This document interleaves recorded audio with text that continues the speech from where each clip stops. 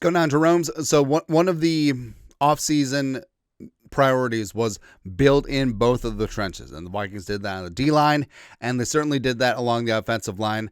Finally found the love of a lifetime. Finally found the O-line of a freaking lifetime. Left to right, Darisaw, Donovan Jackson. Ooh, it's for real. Ryan Kelly, Will Fries coming together, package deal from the Colts, and then Brian, the real deal O'Neal. So yes, we definitely have the meats. And we talked about this before. Like, you almost just want to whisper it, just in case it floats away like dust in the wind. The Vikings finally have an FU offensive line. They can run the ball. They can protect the quarterback. They can assert their dominance at the line of scrimmage. That's exactly what you want. Also, the Vikings do have a little bit of depth. Justin School came aboard, the veteran swing tackle. Blake Brandel, a former starter from last year. We'll see what happens. Jurgens, Rouse, all that stuff, right?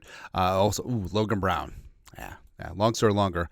Pro Football Focus, frenemies of the Vikings. They rank the Vikings at number 7 in terms of O-line heading into 2025. Now, I feel like that's actually pretty decent. I feel like that's pretty fair. I mean, the Vikings, on paper, on purpose, the offensive line looks pretty damn good, right? But it is only on paper. They haven't taken a snap together. So we'll see what happens. Plus, Darisaw come back from that knee. Will Fries come back from the broken leg.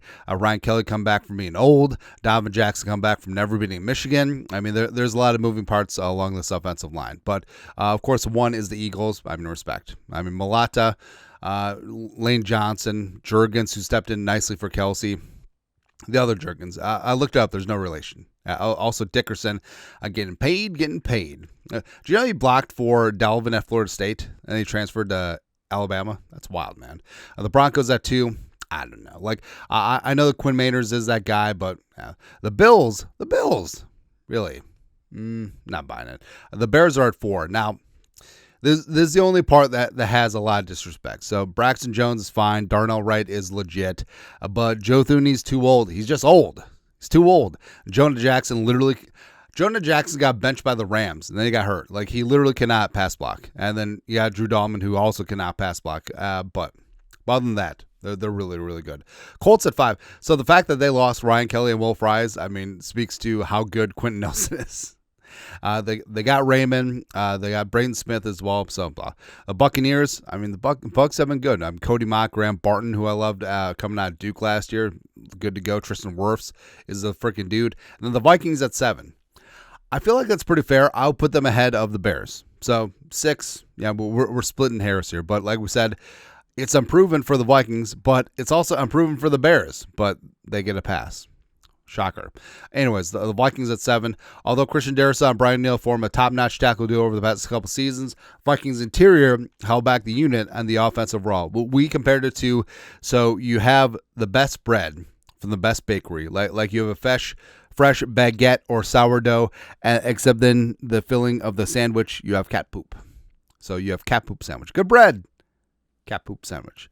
Minnesota will feature 3 new starters along the tier in 2025, looking to turn a weakness into a strength. Center Ryan Kelly just turned 32, still among the best players at his position when healthy. Right guard Will Fries was on his way to a breakout season in 2024 before an injury ended his year after 5 games. Rookie Donovan Jackson, whom the Vikings drafted in the first round, completes the pack. And not gonna lie, this is the best I felt about the Vikings offensive line since 2009, like the Hutchinson days.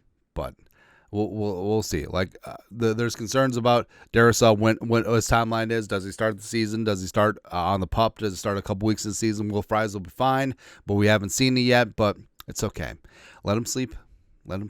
And by the end, will this unit be considered top 5 and not 5? I think it's certainly possible. But your thoughts are thoughts. Pro Football Focus ranks the Vikings as the 7th. Siete, a best offensive line in the league heading into the season. Fair. Bears are way too high. Shocker. Let's know your thoughts, our thoughts, their thoughts. Comment section. You guys are the best you have to do. Skol. Production value.